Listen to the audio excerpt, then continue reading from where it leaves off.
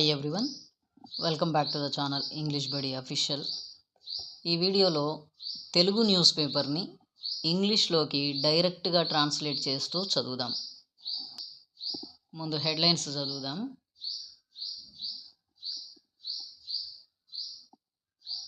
Team India తుది జట్టులో మార్పు. టీమిండియా తుది జట్టులో మార్పు. ఇంతవరకు మనం ఫస్ట్ ఇంగ్లీష్లోకి ట్రాన్స్లేట్ చేశాక తర్వాత భాగాన్ని నెక్స్ట్ ఇంగ్లీష్లోకి ట్రాన్స్లేట్ చేద్దాం. టీమిండియా తుది జట్టులో మార్పు. తుది జట్టు అని అంటే ఫైనల్ టీమ్ అని అర్థం. ఫైనల్ టీమ్ లేదా జట్టు అని అంటే స్క్వాడ్ అని కూడా అనొచ్చు ఇంగ్లీష్లో. అంటే స్క్వాడ్ అంటే గ్రూప్ ఆఫ్ ప్లేయర్స్ అని అర్థం. గ్రూప్ ఆఫ్ ప్లేయర్స్ అంటే ఆటగాళ్ళ యొక్క గుంపు అని అర్థం. ఓకే, ఇప్పుడు చూద్దాం. ఇప్పుడు మనము ఫస్ట్ ఏ వర్డ్ మనం ఇంగ్లీష్లోకి ట్రాన్స్లేట్ చేయాలి అని అంటే టీమిండియా తుది జట్టులో ఏం జరిగింది, మార్పులు జరిగాయి. సో మార్పులు అనే పదాన్ని మనం ఫస్ట్ ట్రాన్స్లేట్ చేయాలి. మార్పులు, చేంజెస్ అని అర్థం. అక్కడ డాట్స్ ఉన్నాయి కదా, మార్పులు అని అర్థం చేసుకుందాం. మార్పులు ఎక్కడ జరిగాయి?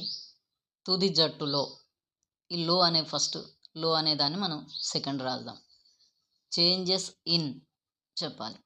ఈ ఎక్కడ జరిగింది? తుది జట్టులో, final team. So changes in final team. ఈ ఫైనల్ టీం ఎక్కడిది అని అంటే టీమిండియాది. Changes in final team of team India అని చెప్పాలి. లేదని అనుకుంటే మనం ఇంకా ఏం చెప్పొచ్చు అని అంటే చేంజెస్ ఇన్ టీమిండియాస్ ఫైనల్ టీమ్ అని కూడా చెప్పొచ్చు. చేంజెస్ ఇన్ టీమిండియాస్ అంటే టీమిండియా యొక్క ఫైనల్ టీమ్ అని చెప్పొచ్చు అనమాట. సో ఇప్పుడు నెక్స్ట్ మళ్ళీ మరొకటి చూద్దాం. Okay, player of the match ఎవరో చెప్పిన Ravi Shastri. Player of the match ఎవరో చెప్పిన రవిశాస్త్రి అంటే ప్లేయర్ ఆఫ్ ద మ్యాచ్ ఎవరుంటారో అని ముందుగానే రవిశాస్త్రి చెప్పాడు అని అర్థం. కాబట్టి ఇప్పుడు మనం దీన్ని ఎవరు చెప్పారంటే ప్లేయర్ ఆఫ్ ద మ్యాచ్ అని ఎవరు చెప్పారు? రవిశాస్త్రి చెప్పాడు. కాబట్టి ఇప్పుడు మనం రవిశాస్త్రి అనే పదాన్ని ఫస్ట్ రాద్దాం. ఫస్ట్ చెప్పాలి. రవిశాస్త్రి ఏం చేశాడు? చెప్పాడు. సో రవిశాస్త్రి టెల్స్ అని చెప్పొచ్చు, రవిశాస్త్రి నేమ్స్ అని చెప్పొచ్చు, రవిశాస్త్రి రివీల్స్ అని కూడా చెప్పొచ్చు అనమాట. ఏం చెప్పాడంటే ఎవరో అన్న విషయాన్ని చెప్పాడు. రవిశాస్త్రి ఏం చెప్పాడు? Ravi Shastri reveals who is the player of the match. Who is the player of the match ఈ విధంగా చెప్పొచ్చు. లేదని అనుకుంటే Ravi Shastri names who is the player of the match అని చెప్పొచ్చు.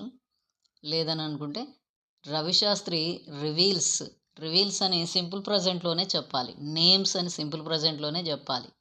లేదా టెల్స్ అని చెప్పినా కూడా సింపుల్ ప్రజెంట్లోనే చెప్పాలన్నమాట. ఎందుకంటే న్యూస్ హెడ్లైన్స్ కాబట్టి సింపుల్ ప్రజెంట్లోనే ఉండాలి. Ravi Shastri names who is the player of the match. Okay, ఈ విధంగా చెప్పాలి. ఇప్పుడు మనం న్యూస్ చదువుదాం. ఛాంపియన్స్ ట్రోఫీ ఫైనల్లో భారత్ న్యూజిలాండ్ జట్లు తలపడనున్నాయి. ఓకే, ఛాంపియన్స్ ట్రోఫీ ఫైనల్లో భారత్ న్యూజిలాండ్ జట్లు తలపడనున్నాయి. ఇప్పుడు ఇందులో మనం ఫస్ట్ ఏ వర్డ్ రాయాలంటే మనం సబ్జెక్ట్ రాయాలి కదా. సబ్జెక్ట్ కావాలని అనుకుంటే ఫస్ట్ వర్బ్ని గుర్తుపడదాం. తలపడనున్నాయి ఈజీగా ఉంటుంది. ఏంటి తలపడేటివి? భారత్ న్యూజిలాండ్. ఈ వర్డ్ ఫస్ట్ రాయాలన్నమాట. భారత్ న్యూజిలాండ్ జట్లు, టీమ్స్ ఏం చేయనున్నాయి? ఇవి తలపడనున్నాయి. తలపడడం అంటే ఏంటి? ఎదురెదురుగా ఢీకొనడం, ఎదురెదురుగా పోరాడటం, ఫేస్ టు ఫేస్ అంటాం కదా, అదనమాట. So face. Bharat New Zealand teams will face okay, దేంట్లో? ఫైనల్లో. కాబట్టి ఇన్ ఛాంపియన్స్ ట్రోఫీ ఫైనల్ అని చెప్పాలన్నమాట. Bharat New Zealand teams will face each other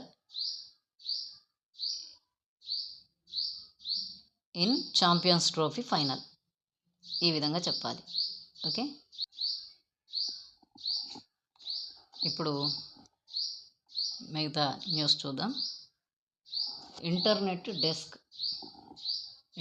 desk ఈ న్యూస్ ఇంటర్నెట్ డెస్క్ కవర్ చేసింది కాబట్టి అలా ఉంటుంది. ఇప్పుడు చూద్దాం. ఛాంపియన్స్ ట్రోఫీ 2025 తుది సమరానికి రంగం సిద్ధమైంది.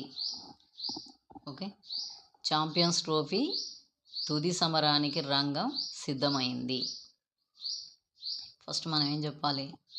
రంగం సిద్ధమైంది. సిద్ధమైంది ఏంటిదంటే రంగం, రైట్? ఇప్పుడు రంగం అంటే ఏంటి? ఇప్పుడు పారిశ్రామిక రంగం అని అంటాం, అంటే ఇండస్ట్రియల్ సెక్టార్ అంటాం. బట్ ఇక్కడ ఈ సందర్భంలో మాత్రం రంగం అంటే స్టేజ్ అని చెప్పవచ్చు. The stage, the final stage. Okay, the stage ఏమైంది? స్టేజ్ సిద్ధమైంది. Is ready, the stage is ready. లేకపోతే the stage is set for అని చెప్పవచ్చు. The stage is ready for, దేనికి రెడీ ఫర్? తుది సమరానికి, తుది సమరానికి. సమరం అంటే ఇక్కడ మ్యాచ్ అన్నట్టే. So to the final match అన్నమాట. తుది సమరానికి అంటే to the final match. The stage is ready for the final match of Champions trophy. Okay, the stage is ready for the final match of Champions trophy అని చెప్పవచ్చు. Okay, next టోర్నీలో అంటే టోర్నమెంటులో అని అర్థం. టోర్నీలో అంటే టోర్నీలో అత్యుత్తమ ప్రదర్శన చేసిన భారత్ న్యూజిలాండ్ ఆదివారం జరిగే ఫైనల్స్లో తలపడనున్నాయి. ఓకే, ఆదివారం జరిగే ఫైనల్స్లో తలపడనున్నాయి. టోర్నీలో అత్యుత్తమ ప్రదర్శన చేసిన భారత్ న్యూజిలాండ్ ఆదివారం జరిగే ఫైనల్స్లో తలపడనున్నాయి. ఇంతవరకు మనం ఫస్ట్ ట్రాన్స్లేట్ చేద్దాం. ఓకే, చూడండి, ఏంటివి తలపడనున్నాయి? భారత్ న్యూజిలాండ్ జట్లు అన్నమాట. సో మనం ఫస్ట్ భారత్ న్యూజిలాండ్ అని చెప్పాలి. ఇండియా న్యూజిలాండ్ తలపడనున్నవి ఏంటివంటే India New Zealand. So Bharat New Zealand అంటే ఇండియా న్యూజిలాండ్. దానికి సంబంధించిన వర్డ్ ఇంకేమైనా ఉందా చూసుకోండి. టోర్నీలో అత్యుత్తమ ప్రదర్శన చేసిన అని ఉంది కదా. India New Zealand who performed well, లేదా న్యూజిలాండ్ దగ్గర కామ పెట్టి హూ పర్ఫార్మ్డ్ వెల్, అత్యుత్తమ ప్రదర్శన చేసిన, ఈ అంశం చెప్పాలి. Who performed well in the tournament, అది చెప్పాలి. Okay, Bharat New Zealand who performed well in the tournament ఇప్పుడు చెప్పాలి. Who performed well in the tournament ఇప్పుడు తలపడనున్నాయి. విల్ ఫేస్ ఈచ్ అదర్, ఇది చెప్పాలన్నమాట. తలపడనున్నాయి అనే అంశం చెప్పాలి. ఇప్పుడు will face each other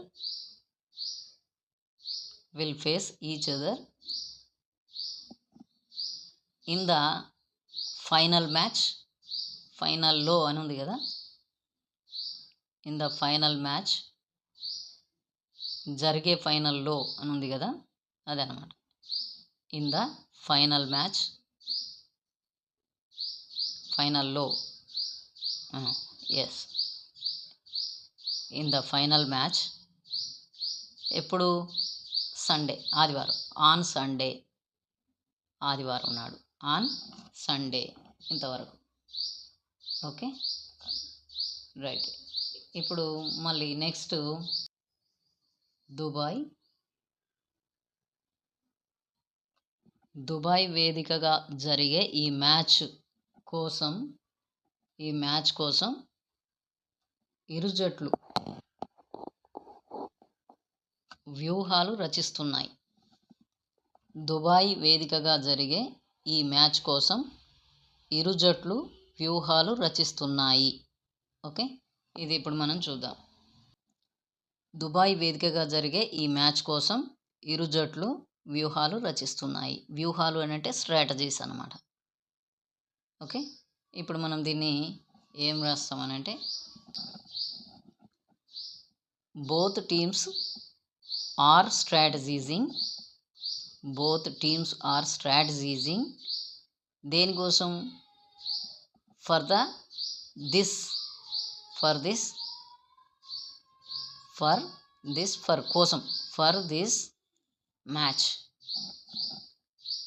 match both teams are strategizing for this match.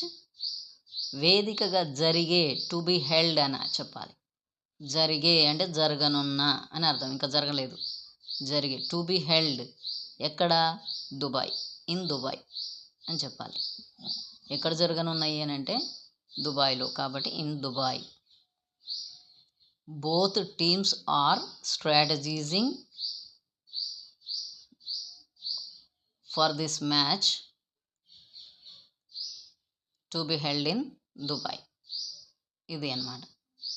Okay, next గత 2 ఫైనల్స్లో చేదు అనుభవాలను ఎదుర్కొన్న టీమిండియా ఈసారి ఛాంపియన్స్ ట్రోఫీని సాధించాలనుకుంటుంది. ఇది అన్నమాట. టీమిండియా, ఏ టీమిండియా ఇది? గత 2 ఫైనల్స్లో చేదు అనుభవాలను ఎదుర్కొన్న team India. So team India who have faced, ఎవరైతే ఎదుర్కొన్నారో అని అర్థం. Team India who have faced bitter experiences, ఎదుర్కొన్న అంటే ఫేస్డ్, చేదు అనుభవాలు, బిటర్ ఎక్స్పీరియన్సెస్. చేదు అనుభవాలు అంటే bitter experiences.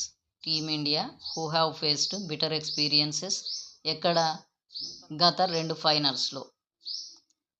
In the last 2 finals. In the last 2 finals. In the last 2 finals ఏమనుకుంటుంది? సాధించాలనుకుంటుంది. So will want to achieve